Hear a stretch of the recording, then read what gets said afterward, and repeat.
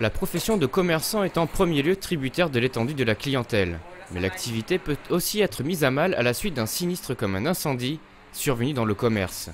L'assurance multirisque professionnelle entre alors en jeu. On est sur une démarche assez classique pour l'assureur, une couverture de ce qu'on appelle dans notre jargon le dommage au bien, c'est-à-dire qu'à partir du moment où vous avez un événement de différentes natures, que ce soit ce qu'on appelle là aussi dans notre jargon incendie assimilé, tous les événements qui peuvent générer destruction par le feu de votre outil de production. Alors l'outil de production c'est un terme assez large, c'est aussi bien les bâtiments que le contenu, et ça peut être des machines.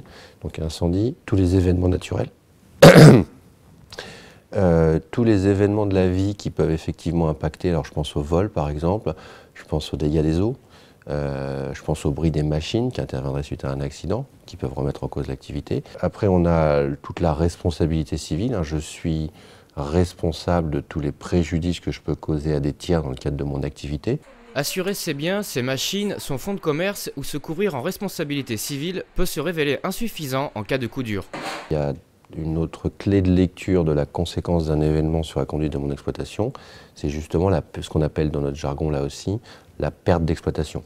À partir du moment où un événement m'amène à arrêter mon activité, soit je ne génère plus le chiffre d'affaires qui me permet de vivre, soit je génère un chiffre d'affaires qui est réduit. Dans tous les cas, la marge, ce qui est la partie importante de mon bas de bilan, en fait, de mon bas de compte d'exploitation, elle est couverte au travers d'un outil qu'on appelle la perte d'exploitation. Dernièrement, nous avons eu une grosse panne électrique et nous n'avons pas pu ouvrir le magasin.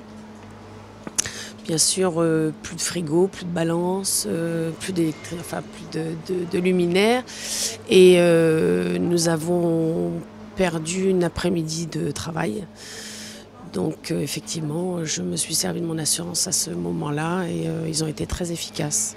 Voilà, assez rapidement en plus. Par rapport aux chiffres qu'on fait en général ces journées-là, ils ont un barème bien précis et par rapport à ce barème, ils ont pu définir combien nous avons perdu en n'ouvrant pas le magasin dans l'après-midi, enfin cet après-midi-là. Quant au coût de ces assurances, il est très variable selon la taille et l'activité du commerce. Pour vous donner quelques ordres de grandeur, sur un commerce hôtel-restaurant de taille moyenne, on est sur des primes qui sont entre 1 500 et 2 500 euros. Alors ça va varier suivant le fait que vous soyez ou pas, que vous fassiez ou pas de l'hébergement, en fonction du nombre de places que vous avez.